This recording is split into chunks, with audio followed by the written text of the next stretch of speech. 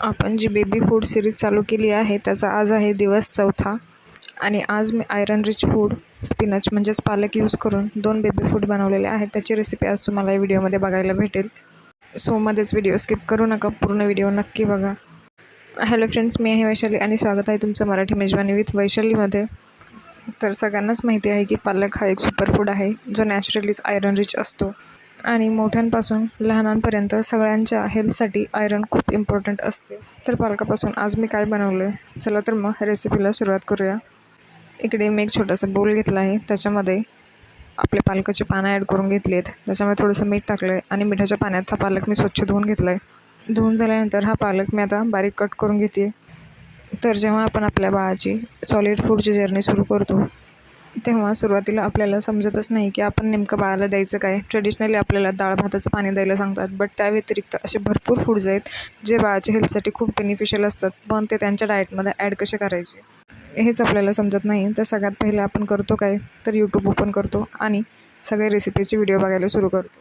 आणि यूट्यूबवरती असे बरेच चॅनल आहेत जे बेबी फूडच्या रेसिपी बनवतात, पण ते ॲक्च्युअलमध्ये सांगत नाहीत की नेमकं की या पदार्थामुळे बेबीच्या हेल्थवर कुठलं बेनिफिट होतं किंवा तो पदार्थ दुसऱ्या कुठल्या पदार्थासोबत पेअर केला तर त्याचे जास्त बेनिफिट्स आपल्या बेबीला मिळतील. आणि इथे मी तुम्हाला प्रत्येक इन्ग्रेडियंट्सचं जे काही बेनिफिट आहे ते मी एक्सप्लेन करून सांगणार आहे.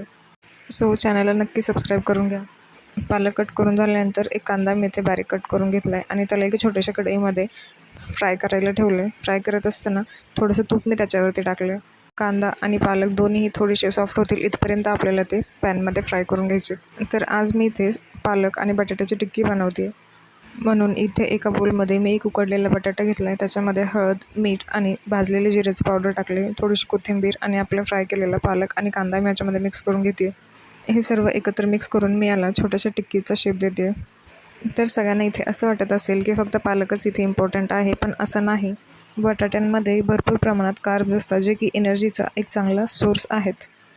आता इकडे आपलं पॅन गरम झालेलं आहे, त्याच्यावरती मी 1 चमचा तूप टाकून घेतलेला आहे आणि आपण ज्या टिक्की बनवून घेतलेल्या आहेत त्या मी याच्यावरती गोल्डन ब्राऊन कलर येईपर्यंत फ्राय करून घेते. आपल्या टिक्की फ्राय होत आहेत तोपर्यंत मी तुम्हाला पालकबद्दल थोडीशी इन्फॉर्मेशन देते. तर बऱ्याच लोकांना असं वाटतं की पालकमध्ये फक्त आयरनच असतं, तर असं नाही. आयरन सोडूनही भरपूर इम्पॉर्टंट गोष्टी पालकमध्ये असतात, जसे की कॅल्शियम असतं, विटॅमिन ए असतो, विटॅमिन सी असतो. विटॅमिन ए डोळ्यासाठी इम्पॉर्टंट असतं, तर विटॅमिन सी हे स्किनसाठी महत्त्वाचं असतं आणि कॅल्शियममुळे बाळाचे बोन स्ट्रॉंग होतात. सोबतच भरपूर प्रमाणामध्ये आयरन असल्यामुळे जे काही रक्ताची कमी होऊन ॲनिमिया होतो तेही होत नाही. आणि बटाट्यांमध्येही फायबर रिच कार्ब्स असतात, त्याच्यामुळे ही टिक्की पूर्णपणे एकदम हेल्दी आहे.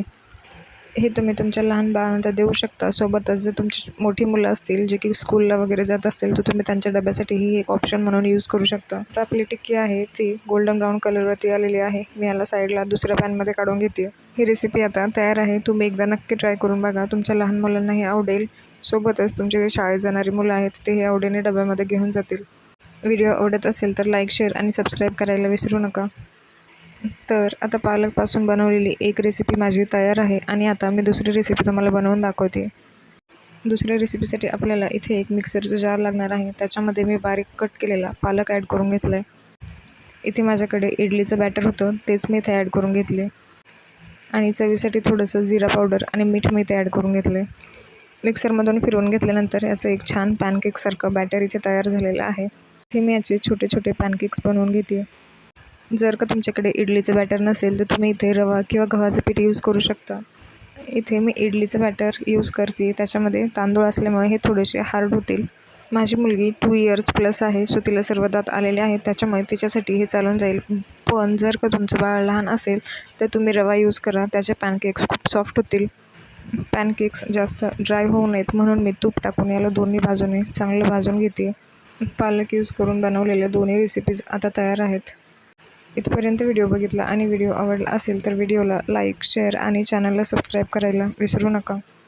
तुमचे काही सजेशन्स असतील तर तेही कमेंट बॉक्समध्ये नक्की सांगा. लवकरच भेटूया एका नवीन रेसिपीसोबत. आणि तुम्ही अगोदरचे व्हिडिओज बघितले नसतील तर तेही एकदा बघून घ्या, त्याच्यामध्ये बेबीसाठी बऱ्याच चांगल्या प्रकारच्या रेसिपीज मी अपलोड केलेल्या आहेत. पूर्ण व्हिडिओ बघितल्याबद्दल तुमचे खूप खूप आभार.